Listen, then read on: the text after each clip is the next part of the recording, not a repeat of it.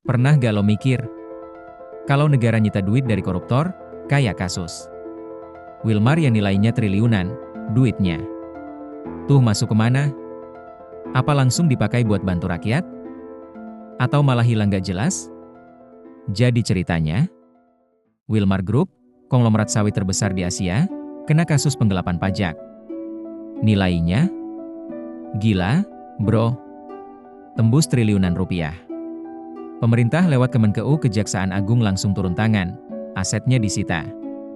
Secara hukum, duit disita masuk ke kas negara lewat PNBP. Penerimaan negara bukan pajak. Tapi itu bukan berarti langsung cair buat rakyat, ya. Harus lewat proses panjang kayak disetujui APBN, dibahas DPR, dan segala macam.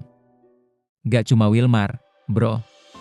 Kasus kayak BLBI, Asabri, sampai Jiwasraya, semua nilainya puluhan triliun. Tapi ujung-ujungnya, masyarakat bingung, duitnya kemana? Karena transparansinya rendah. Kita gak tahu duit sitaan itu akhirnya dipakai buat apa. Dan itu bikin kepercayaan publik makin turun. Padahal ya, itu duit hasil pajak yang harusnya kembali ke rakyat. Coba bandingin sama Singapura atau Korsel. Mereka punya dashboard online. Rakyat bisa cek, disita kapan, nilainya berapa, dipakai buat apa. Kapan ya RI punya beginian? Harusnya Indonesia juga bikin sistem online buat update transparansi uang sitaan.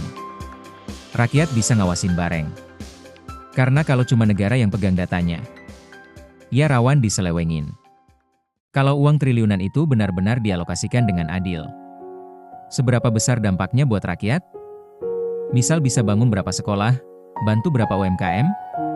Uang 5 triliun rupiah aja, kalau dipakai buat subsidi UMKM, bisa bantu 2 juta pengusaha kecil survive pas krisis. Tapi kalau hilang, yang rugi ya kita semua. Kenapa sih Indonesia kayak ogah banget buka data ke publik? Jawabannya klasik, birokrasi rumit, ego kementerian, takut dibongkar. Dan kadang, emang gak ada niat buka. Padahal era digital gini, bikin dashboard tinggal klik. Di balik duit yang disita, ada rakyat kecil yang sebenarnya jadi korban awal korupsi. Misal, guru honorer gak dibayar, karena dana pendidikan digelapkan. Atau pasien BPJS ditolak, karena anggaran dikorup. Nah, saat duit itu disita, harusnya mereka yang diprioritaskan dulu. Apa yang bisa kita lakuin selain nonton komen? Kita bisa dorong petisi online, minta transparansi publik.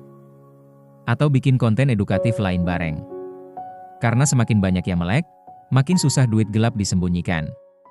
Menurut lo, uang dari korupsi kayak gini harusnya dialokasikan buat apa? Dan gimana supaya kita, sebagai rakyat, bisa ikut ngawasin? Tulis di komentar ya, biar kita ngobrolin bareng.